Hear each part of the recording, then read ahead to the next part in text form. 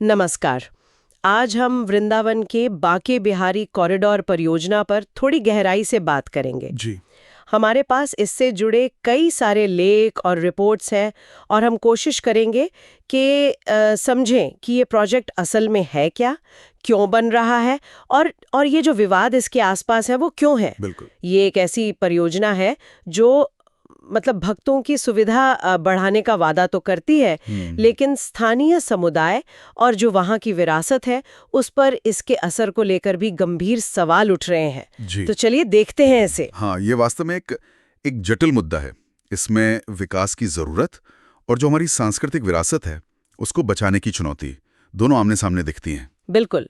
तो सबसे पहले एकदम बेसिक से शुरू करते हैं। ये बांके बिहारी कॉरिडोर परियोजना आखिर है क्या चीज? देखिए, सीधे शब्दों में कहें तो वृंदावन में जो बांके बिहारी मंदिर है, हाँ। उसके आसपास लगभग 5 एकड़ जमीन पर एक बड़ा सा गलियारा या परिसर बनाने की योजना है। अच्छा, 5 एकड़। और मकसद क्यों बना रहे हैं इसे? मकसद जैसा बताया जा रहा है वो है मंदिर में जो भक्तों की भारी भीड़ आती है, हाँ, बहुत ज्यादा। खासकर त्योहारों पर, उसे बेहतर तरीके से मैनेज करना। वो जो संकरी गलियां ना, कुंज गलियां जिन्हें कहते हैं, जी, कुंज गलियां। उनमें भीड़ की वजह से काफी दिक्कतें होती हैं। हाँ। हादसे का डर रहता है, तो उसे कम करना और लोगों को थोड़ी बेहतर सुविधाएं देना। क्या क्या सुविधाएं होंगी इसमें? मतलब सिर्फ रास्ता चौड़ा होगा या और भी कुछ? नहीं, सिर्फ रास्ता नहीं। योजना के हिसाब से तो इसमें एक साथ 10,000 से ज्यादा भक्तों के लिए जगह होंगी। 10,000? हाँ। वेटिंग एरिया होंगे, शौचालय, पीने का पानी, फर्स्ट एड यानी चिकित्सा केंद्र भी। अच्छा। कुछ दुकानें और एक कृष्ण पेंटिंग गैलरी बनाने का भी प्रस्ताव है। और 3 तरफ से एंट्री होगी, जुगल घाट से, विद्यापीठ चौराहे से और जादौन पार्किंग से। और इसका खर्चा? कितना पैसा लगेगा इसमें और कौन दे रहा है? खर्चा देखिए, अनुमान तो है करीब 262 करोड़ से लेकर 500 करोड़ रुपए तक का। ओह, काफी बड़ा अमाउंट है। हाँ, और पैसा आएगा यूपी सरकार से और मंदिर के अपने फंड से। इसमें एक पेच ये है कि सुप्रीम कोर्ट ने मंदिर के ही फंड से करीब 500 करोड़ तक इस्तेमाल करने की इजाजत तो दी है। अच्छा। मगर एक शर्त रखी है। शर्त यह है कि जो भी जमीन इस पैसे से खरीदी जाएगी वो बांके बिहारी जी यानी देवता के नाम पर ही दर्ज होगी। ये दिलचस्प है।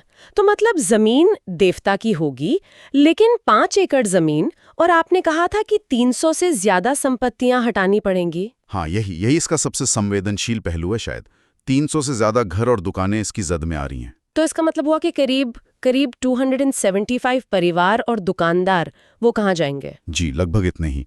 प्रशासन कह रहा है कि उनके पुनर्वास की योजना है। या तो उन्हें वृंदावन में ही दूसरी जगह जैसे रुक्मिणी विहार या सुनरक बांगर में बसाया जाएगा, या फिर मुआवजा मिलेगा, और कुछ दुकानदारों को शायद कॉरिडोर के अंदर ही दुकान मिल जाए।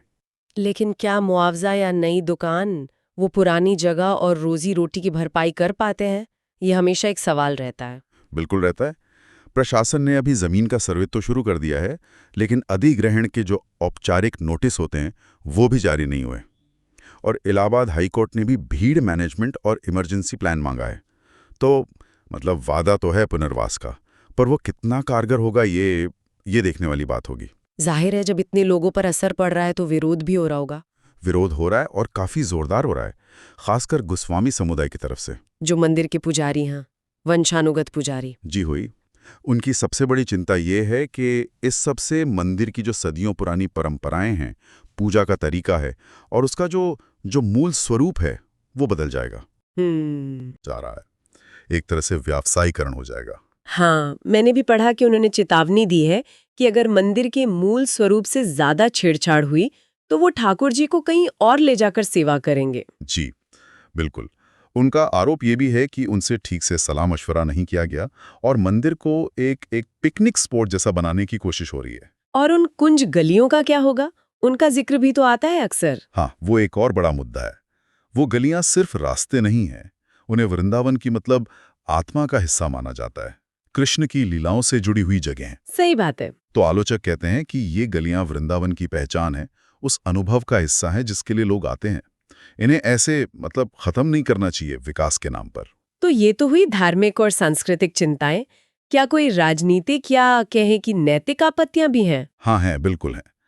विपक्षी दलों ने इसे आस्था का व्यापार कहा है। अच्छा। आरोप ये लग रहे हैं कि धर्म के नाम पर यह असल में जमीन का खेल है, रियल एस्टेट का मामला है, जिससे कुछ लोगों को फायदा होगा और स्थानीय लोगों का नुकसान। कुछ लोग इसकी तुलना अयोध्या और काशी कॉरिडोर से भी कर रहे हैं, कह रहे हैं कि वहां भी विकास के नाम पर पुराने स्वरूप को बदला गया। तो ये बहस भी है कि क्या आधुनिकीकरण के नाम पर पवित्र जगहों की पहचान बदल दी जा रही है। तो मतलब मामला फंस गया है। एक तरफ भीड़ है, सुरक्षा की जरूरत है, बेहतर इंफ्रास्ट्रक्चर चाहिए। हाँ, वो जरूरतें तो हैं। और दूसरी तरफ वृंदावन का वो आध्यात्मिक माहौल, वो ऐतिहासिक गलियां, स्थानीय लोगों की भावनाएं, उनकी रोजी रोटी, संतुलन कैसे बनेगा? यही मिलियन डॉलर क्वेश्चन है।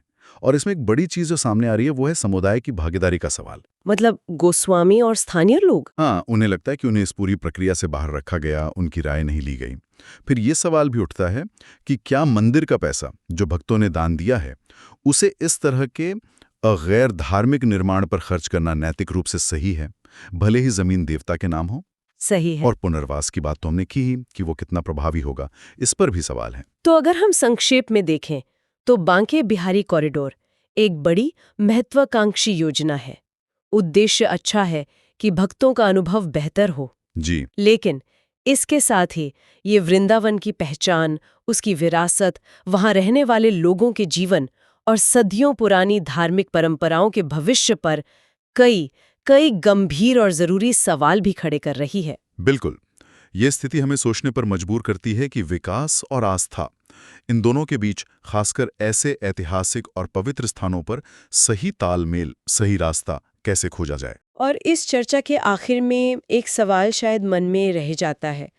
जब किसी पवित्र स्थल का विकास होता है तो ये कौन तय करता है कि उसकी असली आत्मा या पहचान क्या है, और उसे आने वाले समय के लिए कैसे बचाया जाए, कैसे सहेजा जाए?